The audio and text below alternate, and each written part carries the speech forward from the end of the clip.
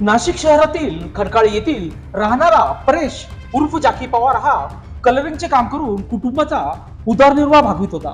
दिनांक 25 मार्च रोजी मध्यरात्रीच्या रात्री 3 वाजेच्या सुमारास पंचवटी पोलीस ठाण्यातून वडिलांना परेश उर्फ जाकी पवार याच्या चौकशीचा फोन आला व त्यांच्यात संवाद झाला असता घरच्यांनी परेशचा खूप शोध घेतला, मात्र तो मिळून न आल्याने दुसऱ्या दिवशी म्हणजेच दिनांक 26 मार्च रोजी नाशिकच्या शासकीय रुग्णालयातून 108 अँब्युलन्स सेवेमधून फोन आला की जाकी पवार याला उपचारासाठी दाखल करण्यात आले.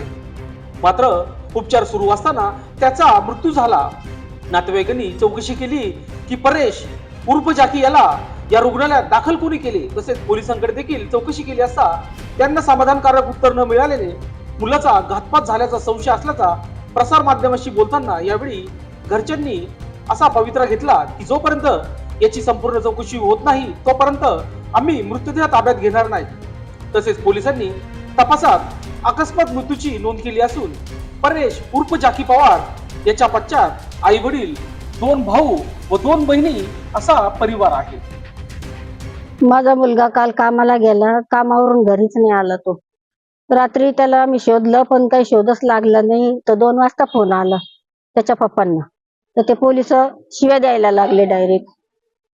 मग आम्ही चौकशी केली तर तो भेटलाच नाही. नंतर त्याचे पप्पा स्वतः इथं आले सिव्हिलला, तेव्हा त्यांनी चौकशी केली तर तेव्हा म्हणे असा असा मुलगा आहे. पोलिसांनी काही हेच नाही केलेलं. माझ्या मुलाचा घातपात झालेला आहे, त्याचा न्याय आम्हाला मिळायला पाहिजे. मुलगा किती वाजता कामावर गेला होता? पोलिसांचा फोन रात्री पोलिसांचा रात्री 2 वाजता फोन आलेला. मुलगा सकाळी जायला होता. फोन आला ते डायरेक्ट शिव्या द्यायला लागले पोलिस. काय मागणी आहे? आमची अशी मागणी का माझ्या मुलाला न्याय मिळायला पाहिजे. कोणी केलं ते भेटायला पाहिजे. मुलाचं नाव? जॉकी अशोक पवार. माझं लक्ष्मी अशोक पवार. तो कंपनीत जायचा. पवार हे भद्रकाली पोलीस स्टेशनच्या मागे खडकाळी. काय करत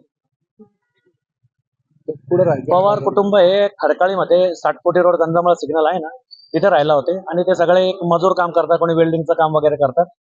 असं त्यांचा उदरनिर्वाह होता साहेब. नाही, बेपत्ताने तो कामावून घरी आलाच नव्हता साहेब. पोलिसांनी असं कळवलं की तुमचा मुलगा कुठं आहे.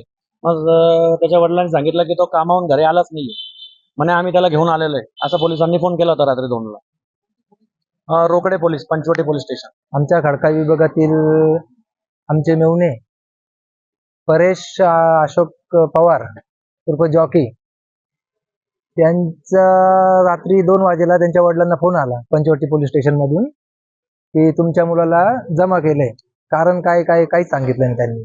त्यानंतर अचानक पहाटे 4 वाजेला ॲम्ब्युलन्स मध्ये जॉकीला तिथे सिव्हिल हॉस्पिटलला येऊन भरती केलं. परंतु त्याला भरती कोणी केलं, काय केलं, त्याला कोणी मारलं हे अजूनपर्यंत स्पष्ट झालं नाही. ना सिव्हिलचं प्रशासन आम्हाला या बाबतीत काही सहकार्य करतंय, ना ज्या पोलिसाचा फोन आला होता ते पोलीस सुद्धा त्यांचं नाव काहीतरी रोकडे आहेत म्हणून, रोकडे दादा, ते सुद्धा फोन उचलत नाहीये.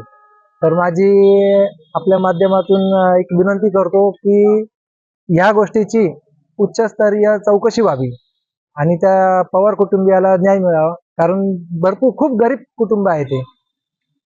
मागच्या 5-6 महिन्यापूर्वीच त्या जॉकीचा मोठ्या भावाचा पण कोणीतरी खून केला आणि त्याचा सुद्धा तपास लागला नाही. त्यानंतर अचानक असं एकामागे एक ह्या घटना घडतच चालल्या आहेत. तर माझी सर्व पोलीस प्रशासनाला आणि स्थानिक लोकांना, न्यूज मीडियांना एक विनंती आहे की ह्या गोष्टीचा एक पाठपुरावा करून नेमकं घडलं काय त्याच्या बाबतीत आम्हाला थोडीशी माहिती मिळावी. लोकशास्त्र न्यूज साठी विशेष प्रतिनिधी नाशिक.